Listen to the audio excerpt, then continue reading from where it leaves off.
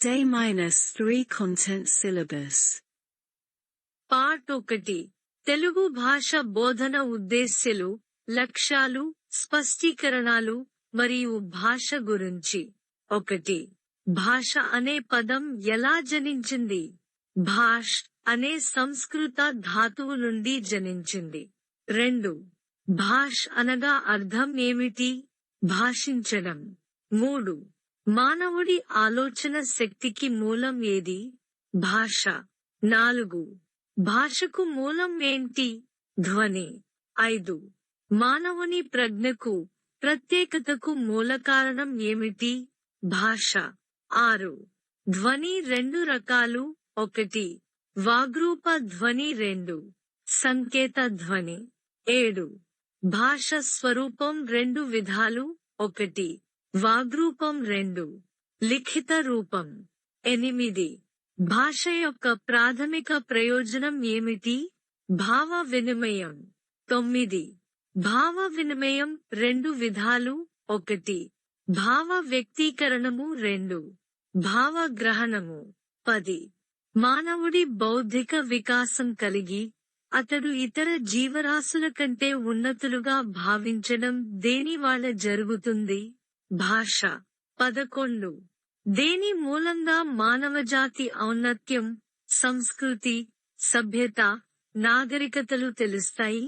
భాష. 12. భాష వ్యక్తి యొక్క ఆలోచనలకు, ఉద్వేగాలకు ఒక రూపం కల్పించి వాస్తవిక జ్ఞానాన్ని కలిగిస్తుంది అని అభిప్రాయపడినవారు ఎవరు? Benjamin Whorf. 13. మేధస్సు ప్రసరించే కాంతియే భాష అని ఎవరు వర్ణించారు? John Stuart Mill. 14. భాష ఒక సమాజపు ఆలోచనలను, జ్ఞానాన్ని, విలువలను తెలియజేసే వాహకం. సమాజపు గుర్తింపుకు భాష ప్రాథమిక వ్యక్తీకరణ అని ఎవరు పేర్కొన్నారు? Edward fire. 15. మానవుడు భాషించు మృగము అని ఎవరు పేర్కొన్నారు? William James. 16.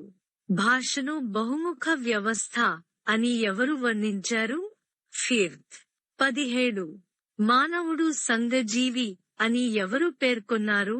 అరిస్టాటిల్. 18. భాష అభివృద్ధి చెందుతున్న సమాజ అవసరాల కోసం ఏర్పడిన అలిఖిత చట్టాల వ్యవస్థ అని ఎవరు అభిప్రాయపడ్డారు? Professor Whitney. 19. మానవ సమూహాన్ని సంఘటితం చేసే అత్యంత శక్తివంతమైన సాధనమే భాష అని ఎవరి ప్రకారం? అరిస్టాటిల్. 20. లింగ్విస్టిక్ చేంజ్ అనే గ్రంథంలో యాదృచ్ఛిక నిర్మాణ సౌష్ఠవంతో మానవ సమాజంలో భావ వినిమయానికి, పరస్పర సహకారానికి, సంస్కృతి పరివ్యాప్తికి దోహదపడే వాగ్రూప ధ్వని సంకేత సముదాయమే భాష అన్నది ఎవరు? స్టట్వర్త్. 22. మానవుడు భాషాపరమైన ప్రవర్తనను అలవరుచుకోవడానికి సహకరించే మేధాశక్తే భాష. కాంట్ డ్రెస్క్రెట్స్. 23. మోడరన్ లింగ్విస్టిక్స్ అనే గ్రంథంలో భాష ఒకే అంశం లేదా లక్షణం గల విషయం కాదు. సమాజంలో మానవ సంబంధాలు ఎంత సంక్లిష్టమైనవో అంతే సంక్లిష్టమైన మానవీయ ప్రక్రియ అని తెలిపిన రచయితలు ఎవరు? Simon Potter. 24. మనసులోని భావ పరంపరను ఏ పదాల ద్వారా, ఏ వాక్యాల ద్వారా ఎదుటివారు కందిస్తారో అట్టి పదాలే, వాక్యాలే భాష అని నిర్వహించినవారు ఎవరు? శ్రీరామచంద్రవర్మ. 25. భావ వినిమయంలో తమ భావాలను, ఉద్వేగాలను, కోరికలను స్వతహాగా వెలువడిన సంకేతాల ద్వారా వ్యక్తం చేయడానికి రూపొందించుకున్న సాధనం భాష అని నిర్వహించినవారు ఎవరు? Sapphire. 26. The science of language అనే గ్రంథంలో ఒక వ్యక్తి తన ఆలోచనలను ఇంకొక వ్యక్తికి యాదృచ్ఛికమైన వాగ్రూప సంకేతాల ద్వారా వ్యక్తం చేసే విధానమే భాష అని ఎవరు నిర్వహించారు? John P. హ్యూగ్స్. 27. మానవుని ప్రజ్ఞకు, ప్రత్యేకతకు మూల కారణం భాష. 28 మానవుడికి బౌద్ధిక వికాసం కలిగి అతడు ఇతర జీవరాశుల కంటే ఉన్నతులుగా ఉత్కృష్టమైన వడిగా భావించడం దీనివల్ల జరుగుతుంది. భాష 29 దేని మూలంగా మానవజాతి ఔన్నత్యం, సంస్కృతి, సభ్యత, నాగరికతలు తెలుస్తాయి. భాష 30 ఇంట్రడక్షన్ టు ట్రాన్స్ఫర్మేషనల్ అనే గ్రంథంలో భాష అనంత వాక్యాల సముదాయం అన్నది ఎవరు? ఎమ్మాన్ బాగ్. 31 భావ వ్యక్తీకరణలో వాక్యం ప్రధాన అంశం అన్నది ఎవరు? ఎమ్మాన్ బాగ్. 32 అకౌంట్స్ అండ్ మోడర్న్ లింగ్విస్టిక్ అనే గ్రంథంలో వివిధ భాషణ అలవాట్లతో కూడిన సంక్లిష్ట వ్యవస్థే భాష. హకేట్. 33 ప్రకృతి ప్రత్యద పద నిరూపణే భాష అన్నవారు వ్యాకరణకారులు. 34 భాష అనేది ప్రత్యేక నియమాలు ఆధారంగా నిర్మించిన ప్రత్యేక వాక్యాల సముదాయం అని అన్నది ఎవరు? నోమ్ చామ్స్కీ. 35 భాష యొక్క మౌలిక ప్రయోజనం భావ వినిమయం. 36 పరస్పర భావ వినిమయానికి ఉపయోగించే సాధనం భాష. 37 మొదట మౌఖిక రూపంలో ఉత్పన్నమైన భాష ఏ రూపం సంతరించుకుంటుంది? లిఖిత రూపం. 38 ముఖాయంత్రం ఆధారంగా అర్థవంతమైన ధ్వని సంకేతాల ద్వారా భావవ్యక్తీకరణ మౌఖిక భాష. భాషణం. 39 ధ్వని సంకేతాలకు భౌతిక ఆకృతి కల్పించి అక్షర రూపంలో వ్యక్తీకరించడం లేఖనం లేదా లిఖిత భాష. అక్షరం అంటే క్షరం లేనిది, అంటే నాశనం లేనిది అని అర్థం. అక్షరం శాశ్వతంగా ఉంటుంది. ధ్వని లేఖన రూపం పొంది లిపిగా పిలవబడుతుంది. శాతవాహనుల కాలంలో గుహలలో, కొండల మీద, స్తంభాల మీద చెక్కించిన శాసనాల ద్వారా ఉన్న లిపిని బ్రహ్మలిపిగా పిలిచారు. మానవుని ప్రజ్ఞకు, ప్రత్యేకతకు మూల కారణం భాష సంపద. భాష వల్ల మానవజాతి ఔన్నత్యం, సంస్కృతి, సభ్యత, నాగరికతలు తెలుస్తాయి. అన్ అవుట్లైన్ లింగ్విస్టిక్ అనాలిసిస్ అనే గ్రంథంలో ఒక సాంఘిక సముదాయం సహకరించుకొనడానికి సాధనమైన స్వచ్ఛంద వాచిక సంకేతాల వ్యవస్థే భాష. Black Trager. సైద్ధాంతికతకు సంబంధించిన కళాయే భాష. భాష నిజంగా దాని బాహ్య వ్యక్తీకరణమే. హెగెల్. ఉన్నత సంక్లిష్ట సూత్ర జలావలయం భాష. Language in the modern world. భాష అనేది భావాన్ని వ్యక్తీకరించే సంకేతాల వ్యవస్థ. ఎఫ్. డి. సాసురే. చిత్తస్థితిని వ్యక్తం చేయడానికి చేసిన ఉద్దేశపూర్వక ధ్వనుల ఉచ్చారణమే భాష. మ్యాంటి. స్వయం ప్రేరితలై ఉచ్చరించబడిన సాంప్రదాయక సంకేతాల వ్యవస్థే భాష. ఎబ్బింగ్ హాన్స్. బుద్ధిజీవుల అనుభవాల అభివ్యక్తియే భాష. ఐజ్లర్. పదాలు, వాని అర్థాలు అనగా అర్థవంతమైన పద సమూహమే భాష. నిఘంటుకరులు. భాష లక్షణాలు. 1 భాష యాదృచ్ఛిక సంకేతాల సముదాయం. 2 భాష భావ ప్రసారణ మాధ్యమం. 3 భాష సామాజికం.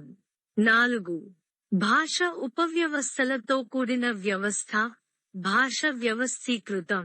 5 భాష కేవలం మానవులకు సంబంధించిన సహజాతం కాని ప్రక్రియ. 6 భాష అనుకరణీయం, అభ్యాసనీయం. 7 భాష ప్రధానంగా మౌఖికమైనది. 8 భాష అర్థవంతమైనది. 9 భాష సృజనాత్మకం, ఉత్పాదకం. 10 భాష పరిణామశీలి. మాతృభాష. శిశువుకు మొదటి గురువు తల్లి. తల్లి ఒడి నుండి తల్లి పాల ద్వారా సంక్రమించే భాష కావున దీనిని మాతృభాష అంటున్నాం. శైశవ దశలో వ్యక్తిగత మనోభావాలను వ్యక్తం చేయడానికి ఉపయోగించే భాష మాతృభాష. అసంకల్పితంగా వ్యక్తీకరించే భాష ధ్వనుల రూపమే మాతృభాష. భావ వ్యక్తీకరణ, భావగ్రహణ సులభంగా జరిగే భాష మాతృభాష. సూర్యారాయాంధ్ర నిఘంటువు ప్రకారం అభివ్యక్తం అంటే స్పష్టపరచడం, తేటతెల్లం చేయడం. అభివ్యంజనం అంటే బయటకు ప్రకటించడం. అభివ్యక్తి అంటే బయటకు వెల్లడించడం, ప్రతిబింబించడం. మాతృభాషలో అభివ్యక్తి అంటే తన తల్లి భాషలో తన భావాలను వెల్లడించడం. మానసిక వికాసానికి, ప్రస్ఫుటమైన భావ అభివ్యక్తికి మాతృభాషే తొలిమెట్టు. మాతృభాష నిర్వచనాలు. వ్యక్తి శైశవ దశ నుండి తన హావభావాలను, హాస్యక్రోధను రాగాలను ఏ భాష ముఖమున వ్యక్తపరుచునో అదే అతని మాతృభాష. గోడవర్తి సూర్యనారాయణ. శిశువు తన అభిప్రాయాన్ని, సౌందర్య దృష్టిని, ఆనందానుభూతిని వ్యక్తం చేయడానికి ఉపయోగపడే సహజ మాధ్యమం మాతృభాష. మహాత్మా గాంధీ. పరభాష ద్వారా నేర్చే విద్య సోపానాలు లేని సౌధం వంటిది. విశ్వకవి రవీంద్రనాథ ఠాగూర్. ఆనందానుభూతితో పాటు జ్ఞానాన్ని కూడా పెంచుకోవడానికి, సృష్టికర్తవలే సృజనాత్మక శక్తితో కొత్త సృష్టి చేయడానికి మాతృభాష మానవుడికి ఒక సాధనమవుతుంది అని చెప్పవచ్చు. డబ్ల్యూ. మీటర్ రైబర్న్. శైశవ దశ నుండి జీవితాన్ని తీర్చిదిద్ది ఆత్మ వికాసాన్ని కలిగించి, జాతి అభివృద్ధికి, దేశాభ్యుదయానికి, లోకోద్ధరణకు కూడా సమర్థునిగా చేసే శక్తి మాతృభాషకు ఉంది. పి. బి. బలార్డ్. శిశువు పాఠశాలలో ప్రవేశించకముందే ధారాళంగా మాట్లాడే భాష మాతృభాష. శిశువు తన జీవితంలోని అన్ని రంగాలలో ఆత్మవిశ్వాసంతో వ్యవహరించేది మాతృభాష ద్వారానే. బ్లాక్. మాతృభాష ప్రయోజనాలు. రిచర్డ్ అండ్ ఒగైన్ అన్న పండితులు భాషకున్న ప్రయోజనాలు 2 రకాలు అని పేర్కొన్నాడు. అవి: 1. సాంకేతిక ప్రయోజనాలు. 2. ఉద్దీపన ప్రయోజనాలు. భాష ప్రయోజనాలు. 1. సామాజిక ప్రయోజనాలు. 2. వ్యక్తిగత ప్రయోజనాలు. 1. సాంకేతికం. 2. ఉద్దీపనం. నోట్: ఇవి మాతృభాషకు కూడా వర్తిస్తాయి. వినినే మనం సామాజిక ప్రయోజనాలు, వైయక్తిక ప్రయోజనాలు అని కూడా వ్యవహరిస్తాము. జ్ఞాన సముపార్జనకు మాతృభాషే చక్కని పునాది. భావగ్రహణకు, భావ వ్యక్తరణకు, భాషాంతీకరణ సామర్థ్యానికి మాతృభాష చక్కగా ఉపయోగపడుతుంది. విద్యార్థులలో సృజనాత్మక శక్తిని, వివేచన శక్తులను మాతృభాష పెంపొందిస్తుంది. ఉద్దీపన ప్రయోజనాలు అయిన రసానుభూతి, రసవిర్భావం, సృజనాత్మకతలను పెంపొందించడంలో మాతృభాష ప్రముఖ పాత్ర పోషిస్తుంది. సంస్కృతి సాంప్రదాయాలను, ఆచార్య వ్యవహారాలను గ్రహించడానికి మాతృభాష సహాయపడుతుంది. వ్యక్తికి సంపూర్ణ మూర్తిమత్వాన్ని మాతృభాష ప్రసాదిస్తుంది. మాతృభాషపై పలువురి అభిప్రాయాలు. మాతృభాష తల్లిపాల వంటిదైతే పరభాష దాదిపాల వంటిది. కోమ్మారాజు లక్షణరావు. దేశ భాషలందు తెలుగు లెస్స. కవి వినుకొండ రాజకవి రాయలు. తెలుగును the Italian of the east. ఆంగ్ల పండితులు సి. పి. బ్రౌన్. పసిబిడ్డ ఎదగడానికి తల్లిపలు ఎంత ముఖ్యమో, వ్యక్తి మేధస్సు వికాసించడానికి మాతృభాష అంతే ముఖ్యం. శ్రీ పరుచూరి గోపాలకృష్ణ. పరభాషను కాటుక వలె కంటికి అందంగా దిద్దుకో కాని ఒళ్ళు అంతా రాసుకుంటే అన్న విహీనంగా ఉంటావ్. శ్రీ మాడుగుల నాగఫణి శర్మ. శిశువుకి తల్లి పాలు ఎలాంటివో, విద్యార్థికి మాతృభాషలో బోధన అలాంటిది. ఠాగూర్. మాతృభాష బోధన లక్ష్యాలు. విద్య కార్యక్రమం సార్థకం కావాలంటే ఏవి తప్పనిసరిగా జరగాలి? 1. లక్ష్యానుగుణమైన బోధన. 2. బోధనకు అనుగుణమైన మూల్యాంకనం. బోధన లక్ష్యాలను ప్రతిపాదించినవారు బెంజమిన్ బ్లూమ్స్. బ్లూమ్స్ బోధన లక్ష్యాలను టాక్సానమీ ఆఫ్ ఎడ్యుకేషనల్ ఆబ్జెక్టివ్స్ అన్న గ్రంథంలో వర్గీకరించారు. బోధన అభ్యసన ప్రక్రియ 1. జ్ఞాన రంగం 1. జ్ఞానం 2. అవగాహన 3.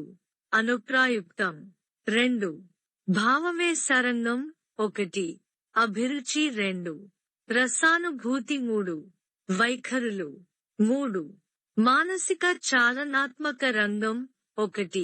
నైపుణ్యాలు 1. భాషణం 2. లిఖితం 2. సంస్కృతి సాంప్రదాయాలు 3. సృజనాత్మకత 4. భాషేంతీకరణం. మన రాష్ట్రంలో మాతృభాష బోధనకు రాష్ట్రీయ విద్య పరిశోధన శిక్షణ సంస్థ SCERT వారు 1973 నుంచి 74 వరకు విద్యా సంవత్సరంలో హైదరాబాద్ నందు ఒక స్కూల్ లెవెల్ సెమినార్ నిర్వహించి రాష్ట్రంలోని తెలుగు భాష పండితుల అభిప్రాయాలు సేకరించి ఈ క్రింది 10 విధములైన మాతృభాష బోధన లక్ష్యాలను రూపొందించడం జరిగినది. 1. జ్ఞానం 2. అవగాహన 3. అభివ్యక్తి లేదా అభివ్యంజనం 4. వినియోగం లేదా భాషోపయోగం 5. భాషాభిరుచి 6. రసానుభూతి 7. సృజనాత్మక శక్తి 8. సముచిత మనోవైఖరులు 9. సంస్కృతి సాంప్రదాయాలు 10. భాషేంతీకరణ సామర్థ్యాలు 1. జ్ఞానం.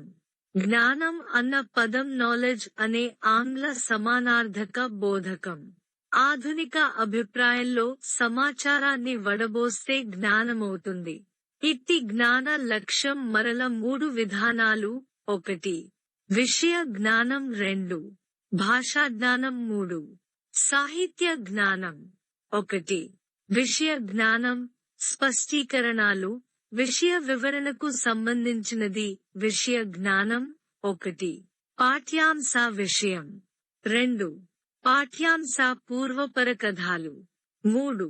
పాఠ్యాంశ నేపథ్యం లేదా సందర్భం 4. పాఠ్యభాగ కవి లేదా రచయిత వివరాలు 2.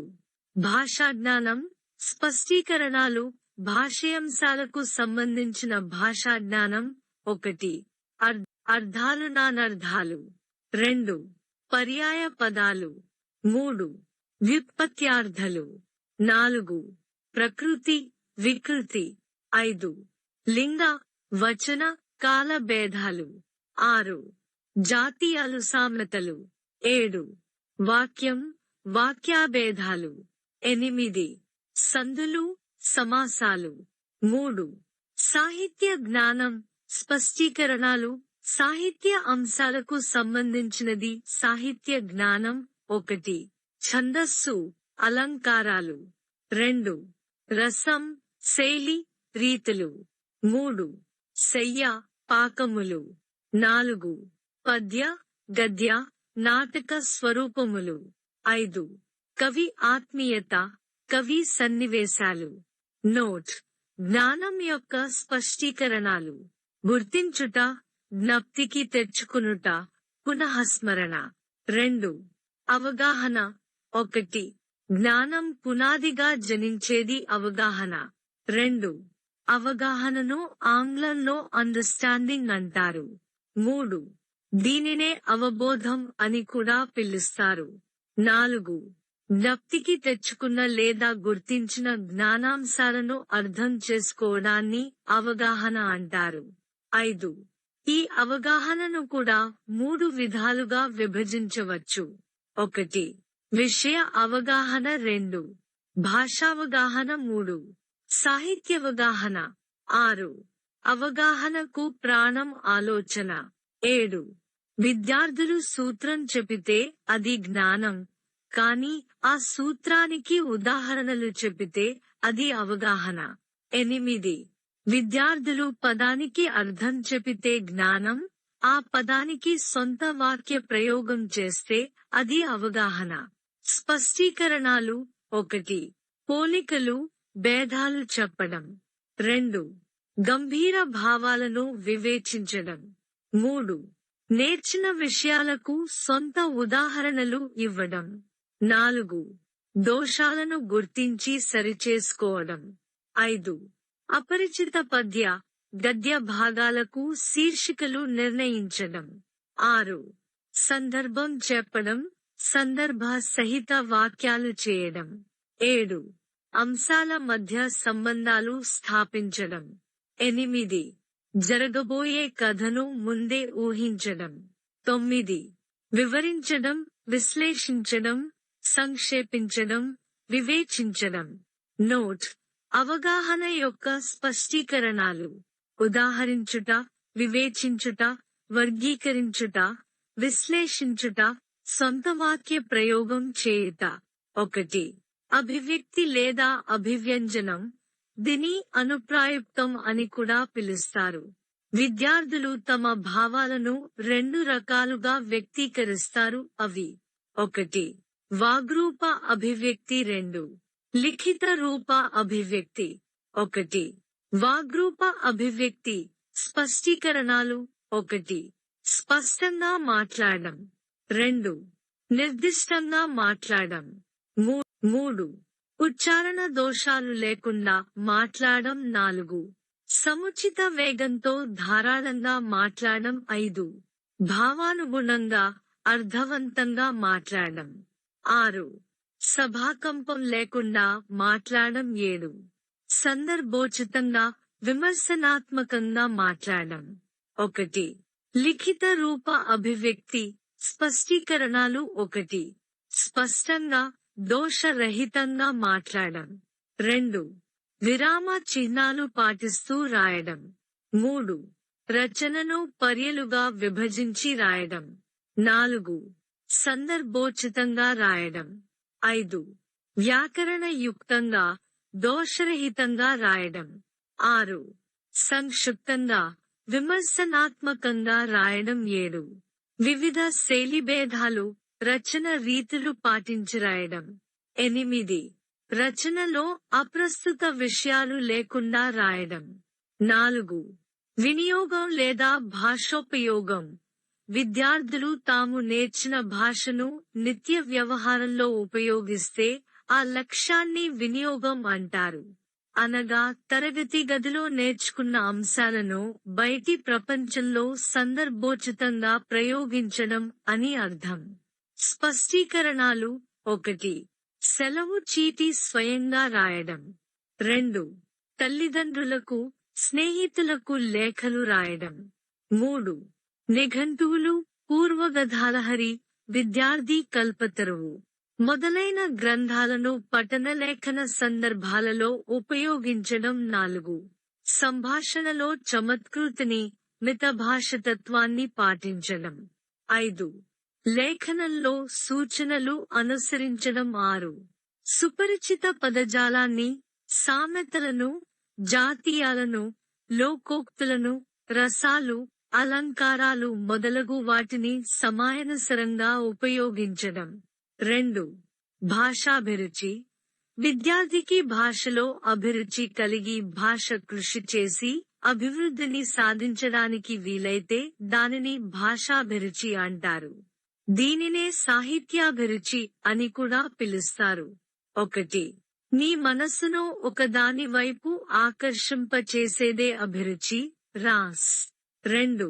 అవధానం కలిగించడానికి మనకు నిరంతరం తోడ్పడే మానసిక ప్రక్రియ అభిరుచి. బి. N. స్పష్టీకరణాలు. 1. విద్యార్థులు కవి సమ్మేళనంలో పాల్గొనడం. 2. సాహిత్య సభలు, సాహిత్య ప్రసంగాలలో పాల్గొనడం. 3. వక్తృత్వం, వ్యాసరచన పోటీలలో పాల్గొనడం. 4. బహుళ గ్రంథ పఠనం, సాహిత్య రచనలు సాగించడం. 5. పద్యాలను, గేయాలను, ఉత్తమ గద్యభాగాలను ధారణ చేయడం. 6. నిర్మాణాత్మక, విమర్శనాత్మక దృష్టిని పెంపొందించుకోవడం. 7. పాఠ్యాంశానికి సంబంధించిన మూల గ్రంథాలను చదవడం. ఉదాహరణ: విద్యార్థులు రచనలను విమర్శనాత్మక దృష్టితో చదువుతారు. 6.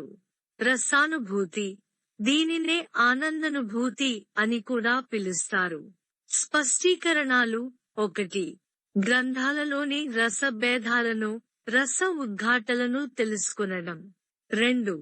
అలంకార విశిష్టత, శైలి భేదాలను గ్రహించడం. 3. కవులు, రచయితల ఆత్మీయతను సూచించే సన్నివేశాలను గుర్తించడం. 4. రచనల్లోని ధ్వన్యార్థాలను, పాత్ర ఔచిత్యాన్ని గ్రహించడం. 5. అర్థ భేదాలను గ్రహించడం. 6. ఉదాత్తమైన పద్యాలు, గేయాలు, వచన కవితలలోని లయను ఆనందించడం. 7. రచయిత ప్రతిభను, వస్తువు గొప్పతనాన్ని, శిల్ప ప్రాధాన్యాన్ని హృదయపూర్వకంగా ప్రశంసించడం. ఉదాహరణలు. 1. విద్యార్థులు రచనలోని శైలి భేదాలను పరికరిస్తారు. 2. విద్యార్థులు రచనలో ధ్వన్యార్థాలను గ్రహిస్తారు. 7. సృజనాత్మకత. ఈ లక్ష్యం విద్యార్థుల స్వతంత్ర రచన శక్తికి సంబంధించినది. స్పష్టీకరణాలు. 1. అసంపూర్ణ రచనలు పూరించడం. 2. స్వతంత్ర రచనలు చేయడం. 3. విద్యార్థులు తమ రచనలో జాతీయాలు, లోకోక్తులు, నుడికారాలను వాడటం. 4. శైలిలో ప్రత్యేకతను చూపడం. 5. సాహిత్యంలోని ఒక ప్రక్రియను మరొక ప్రక్రియలోకి మార్చడం. 6. కథలు, కవితలు, నాటకాలు, నాటికలు, నవలలు మొదలగునవి వివిధ ప్రక్రియల్ని స్వంతంగా రచించడం. 7. తెలిసిన పాఠ్యాంశాన్ని వీలైన ఇతర ప్రక్రియల్లోకి మార్చి రాయగలగడం. 8. నేర్చిన కథలను బట్టి, సామెతలను బట్టి కొత్త కథలు రాయడం. 9. రచనలో నుడికరపు సొంపును ప్రదర్శించడం. 8. సముచిత మనోవైఖరులు. విద్య బోధన లక్ష్యం విద్యార్థులలో ధనాత్మకమైన ప్రవర్తన మార్పులను ఆశిస్తుంది. వారి అభిప్రాయాల్లో, దృక్పథాల్లో కూడా సకారాత్మకతను పెంపొందించే దశలో సముచిత మనోవైఖరులు అనే లక్ష్యం తోడ్పడుతుంది. స్పష్టీకరణాలు. 1. కవులు, రచయితలు, కళాకారులను గౌరవించడం. 2. ఇతరుల సాహిత్య కృషిని ప్రోత్సహించడం. 3. విమర్శలను సహృదయంతో స్వీకరించడం. 4. ఇతర భాషల పట్ల సమాన ఆదరణ భావం చూపడం. 5. మూఢాచారాలు పాటించకుండా హేతుబద్ధంగా జీవించడం. 6. సామాజిక చైతన్యంతో కూడిన మానవతా వైఖరి అలవరుచుకోవడం. 9. సంస్కృతి సాంప్రదాయాలు. ఆయా భాష వ్యవహర్తల సంస్కృతి, సాంప్రదాయాలను దృష్టిలో ఉంచుకుని ఆయా పాఠ్యాంశాలను బోధించవలసి ఉంటుంది. పాఠ్యాంశాల్లోని సంస్కృతి సంప్రదాయ భావనల్లో వచ్చిన కాలానుగుణమైన మార్పులను దృష్టిలో ఉంచుకోవాలి. స్పష్టీకరణాలు. 1. వివిధ రచనలోని ఆచార వ్యవహారాలను తెలుసుకోవడం. 2. రచనలలోని కాలభేద ప్రభావాలను అవగతం చేసుకోవడం. 3.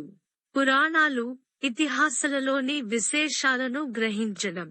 4. భారతీయ సంస్కృతిని, తెలుగు సంస్కృతిని వివరించడం. 5. రచనలలోని నీతిని గ్రహించడం. 10. భాషాంతీకరణ సామర్థ్యం. ఈ సామర్థ్యాన్ని అనువాద సామర్థ్యం అని, అనువదించే శక్తి అని కూడా అంటారు. ఇది పాఠశాలలో 2 భాషల బోధన ప్రారంభమైన నాటి నుంచి ఉపాధ్యాయుల బోధనలో చేటు చేసుకోవాలి. ఈ భాషాంతీకరణ సామర్థ్యం ముఖ్యంగా పాఠశాల దశలో 8వ తరగతి నుండి ప్రారంభమవుతుంది. స్పష్టీకరణాలు. 1. ఉభయ భాషల్లోని వాక్య నిర్మాణ పద్ధతులను గ్రహించడం. 2. ఉభయ భాషల్లోని లోకోక్తులు, జాతీయాలు, పారిభాషిక పదాలను అవసరానుగుణంగా ఎంపిక చేయడం. 3. ఉభయ భాష రచయితల ఆత్మీయతను అనుసరించడం. 4. ఆయా భాషల సంస్కృతిని దృష్టిలో ఉంచుకోవడం.